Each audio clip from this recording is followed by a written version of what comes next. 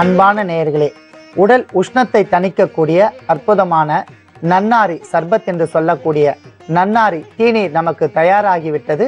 அதை நாம் வடிகட்டி எடுத்துக்கொள்ளலாம்.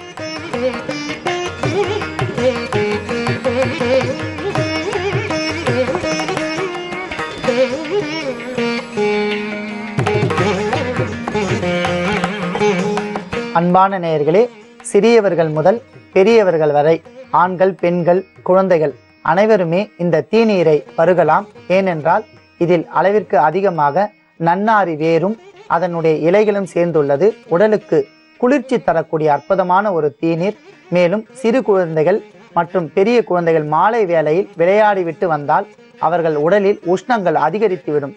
அந்த வேளையில் இந்த நன்னாரியினுடைய தீநீரை நாம் அவர்களுக்கு தயாரித்து குடிக்க கொடுத்தோமானால் அற்புதமாக உடல் குளிர்ச்சி அடையும். அவர்களுக்கு உடல் சோர்வே ஏற்படாது.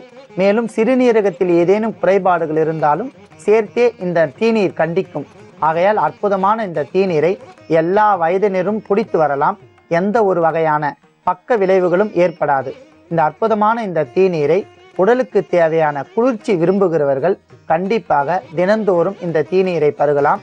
எந்த வகையான பக்க விளைவுகளும் இல்லாத ஒரு தீநீர். அளவிற்கு அதிகமாக குளிர்ச்சி ஏற்பட வேண்டும் என்று விரும்புகிறவர்கள் மட்டும் தினந்தோறும் பருகலாம். வாரத்திற்கு ஒரு முறை பருகி வந்தால் உடலில் சீதோஷ்ண நிலை, உடல் வெப்பம் சரியாக நமக்கு பராமரிக்கும். அற்புதமான இந்த தீநீரை உடல் வெட்டை மற்றும் உடல் உஷ்ணம் உடையவர்கள் வாரத்திற்கு 3 முறை பருகி வரலாம். 50 மில்லி அளவிற்கு காலை வேளையில் மட்டுமே பருக வேண்டும். மாலை வேளையில் குழந்தைகளுக்கு வெறும் வயிற்றில் தர வேண்டும். பெரியவர்களுக்கு மாலை வேளையில் வேண்டாம். குழந்தைகளுக்கு மட்டும் மாலை வேளையில் வெறும் வயிற்றில் தந்தால் அவர்களுக்கு உடம்பில் ஏற்படக்கூடிய உஷ்ணங்கள் படிப்படியாக தணிந்துவிடும். பெரியவர்கள் காலை வேளையில் மட்டும் வெறும் வயிற்றில் 50 மில்லி அளவிற்கு இந்த தீநீரை பருகி வந்தால் உடல் வெட்டை என்று சொல்லக்கூடிய அந்த உடல் வெப்ப நோய் படிப்படியாக குறைந்து கண்களுக்கு குளிர்ச்சி ஏற்படும். மூளை பகுதியில் உள்ள எல்லா உறுப்புகளும் குளிர்ச்சி அடைந்து செய்துவிடும்.